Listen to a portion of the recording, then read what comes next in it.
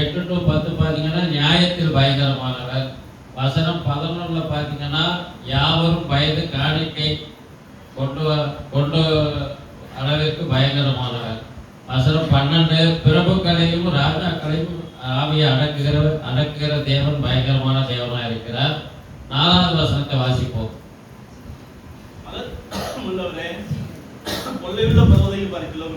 நீர் பிரகாசமுள்ளவர். தேவனின் படைப்புகள் யாவற்றையும் விட தேவன் சிறந்தவர். அவருடைய படைப்புகள் அல்ல, படைத்த தேவனின் மகத்துவத்தை சொல்லி தினமும் துதிப்போமாக. தேவன் படைத்ததெல்லாம் உயர்ந்ததாக இல்லை, அதை படைத்தார் அவர் தான் தேவன் உயர்ந்தவர். அதனால் இந்த வசனத்தில் சொல்லப்பட்டிருக்கிறது, தேவனின் படைப்புகள் யாவற்றையும் விட தேவன் சிறந்தவர். அவருடைய படைப்புகள் அல்ல, படைத்த தேவனின் மகத்துவத்தை சொல்லி தினமும் நாம துதிக்கணும். அவருடைய மகத்துவத்தை சொல்லி நாம் ஒவ்வொரு நாளும் துதிக்கணும். வசனம் 8 படிங்க. நியாயம் விசாரிக்கவும் பூமியில் சிறுமைப்பட்டவர்கள் யாவர் ரட்சிக்கவும் தேவன் இருந்த போது சிறுமைப்பட்டவர்களுக்காக தேவன் எழுந்தருளும்படி ஜெபிப்பது நமது கடமையாகும். சிறுமைப்பட்டவர்கள் சித்தேவன் பாக்கியவான் என்ற வேதத்தில் வாசிக்கிறோம். ஆண்டவர் சிறுமைப்பட்டவனை அதிகமாக நேசிக்கிற தேவனா இருக்கு. அவர் ஐஸ்வர்யவான நேசிக்கிறது இல்லை. சிறுமைப்பட்டவர்களை பாவத்தில் பட்ட ஜனங்களை தான் அவர் அதிகமாக நேசிக்கிறாரு. அப்போ நாம் என்ன செய்யணும்னா, சிறுமைப்பட்டவர்கள் ஆண்டவர் ஒவ்வொரு நாளும் பாதுகாக்கணும், எழுந்தருளும் சொல்லி நாம் ஒவ்வொரு நாளும் ஜெபிக்கணும். அது நமக்கு கொடுக்கப்பட்ட கடமையா இருக்கிறது. 76:10 வாசிப்போம்.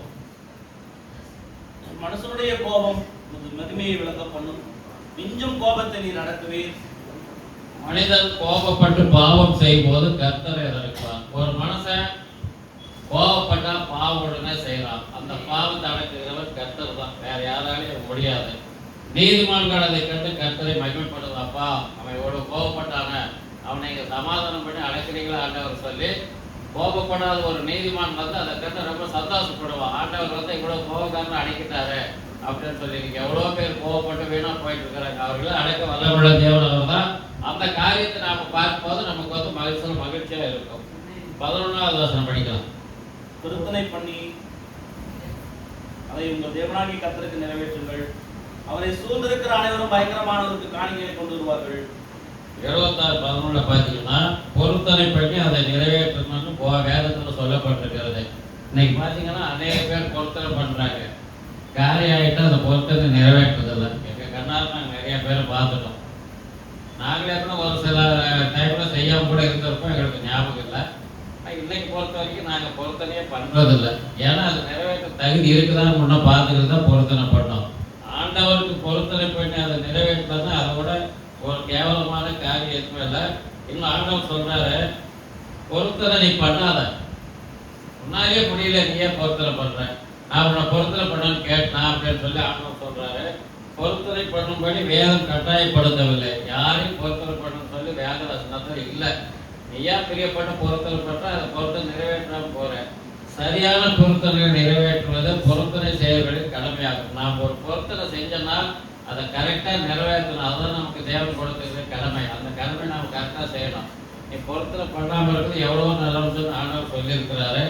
கடைசி வசனம் பார்த்தீங்கன்னா, பிரபுக்களின் ஆவி அடக்குவார், பூமியின் ராஜாக்களுக்கு ஒரு பயங்கரம். பிரபுக்களின் ஆவி அடக்குவார்.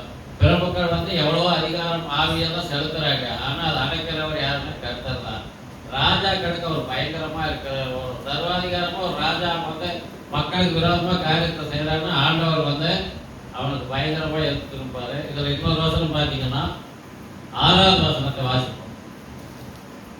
யாக்கோபின் தேவனே, உம்முடைய கண்டிதத்தினால் ரதங்களும் குதிரைகளும் உறங்கி விழுந்தது. யாக்கோபின் தேவனே, உம்முடைய கண்டிதத்தினால் ரதங்களும் குதிரைகளும் உறங்கி விழுந்தது. இது வந்து என்னன்னா செங்கடலை குறிக்கிறது. அதாவது வந்து இஸ்ரவேல் மக்கள் வந்து செங்கடலை கடக்கும் போது ஆண்டவர் அந்த வழி செங்கடலை பிடித்து 2ஆ வழி செஞ்சு கொடுத்தாரு. அப்போ வந்து அந்த பார்வோனுடைய சேனைகள், அந்த ரதங்கள், குதிரைகள் எல்லாமே வந்து அவங்களை பின்னோக்கி வந்துச்சு. எப்படியாச்சும் பொண்ணு அப்படின்னு சொல்லி கரெக்டா ஆண்டவர் செங்கடலை பிரிச்சு வெற்றாந்தரையா பண்ணாரு. நம்ம இஸ்ரவேல் மக்கள் எல்லாம் அந்த பக்கம் போனதே வந்து கடலை ஒன்று சேர்த்துட்டாரு. அப்ப அந்த இடத்துல பாத்தீங்கன்னா அந்த ரதங்கள், குதிரைகள், அந்த வீரர்கள் எல்லாருமே அப்படியே அந்த தண்ணியில மடிஞ்சு போயிட்டாங்க. அதுதான் இதுல சொல்லப்பட்டிருக்கிறது. அது வந்து பயங்கரமான தேவனங்கிறதுக்கு இது ஒரு பெரிய சாட்சியான வசனமாக கூட காணப்படுகிறது. தேவன் தான் இந்த வார்த்தைகள்